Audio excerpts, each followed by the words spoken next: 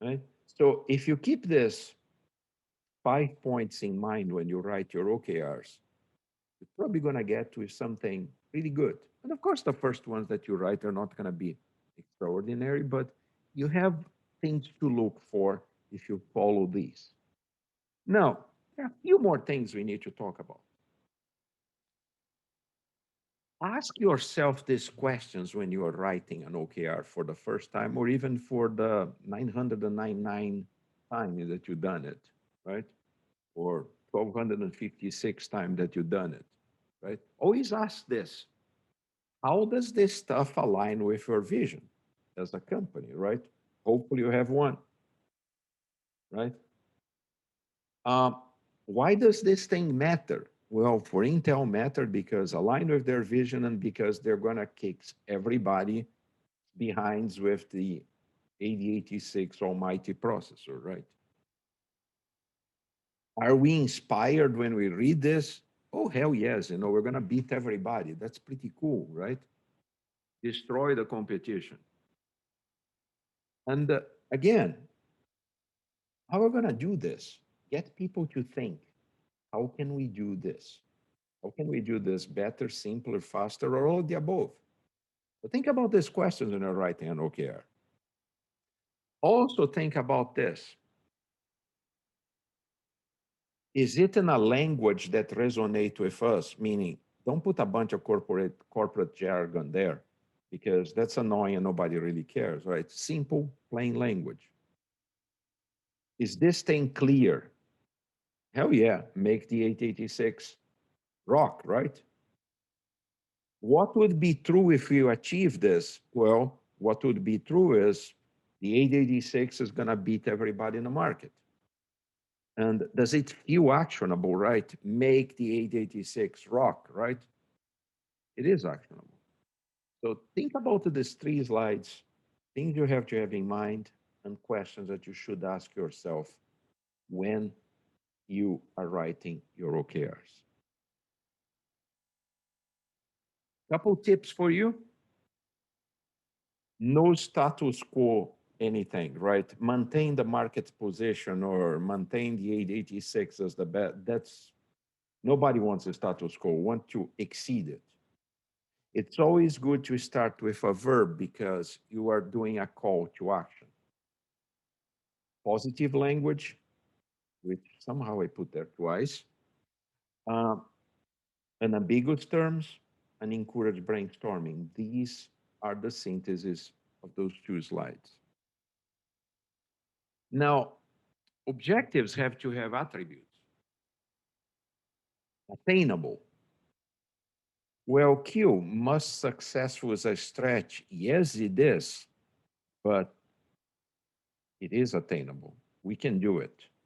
And actually, we should stretch as much as we want because stretching is what moves things forward, right? Time bound. Honestly, OKRs are usually sprint, quarterly, or yearly. If your OKR is for 3 years from now, that's not an OKR. That's strategic, that's vision, something, but not an OKR.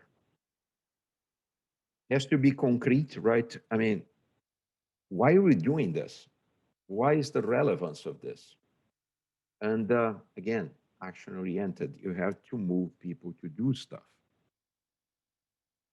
Now, here are three objectives. You can actually guess two of them who the company is, right? At least one. Recruit drivers that customers can trust. You know who had some problem with that in the past, right? Enable every worker to make decisions based on live data. Very important in several lines of business, right? Create an intuitive product messaging. So always start with a verb, right? Be very clear, very crisp. None of them takes more than a line, maybe a line and a half. That's it. It's simple, to the point. That's how you should write them.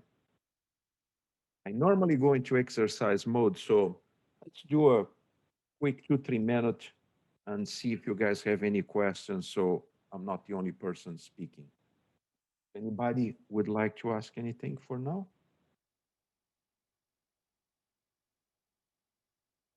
Oh, crickets. Silence, silence, silence. I have one question. Yes, sir. The latest version of the Scrum Guide talks about product goals, which is new to a lot of organizations now. The product goal needs to be contained within the product backlog, and there's a Mhm. lot of discussion in terms of, well, how is that represented? Does that mean that that's an epic?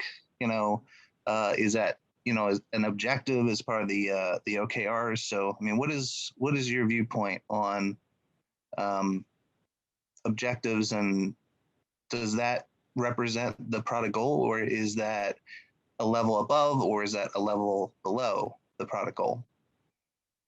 Um, Different people tell you different. I'll give you my interpretation. I actually use it as the product goal, the same way I use the sprint OKRs as the sprint goal. We notice in our use, actually previous to the Scrum Guide, and I participated in reviewing the Scrum Guide before the final version. Uh, there are quite a bit of us, actually, pretty much all the Scrum Inc., Scrum Org trainers were participated into this. Uh, I prefer to treat it as an objective, both for the product goal and for the sprint goal.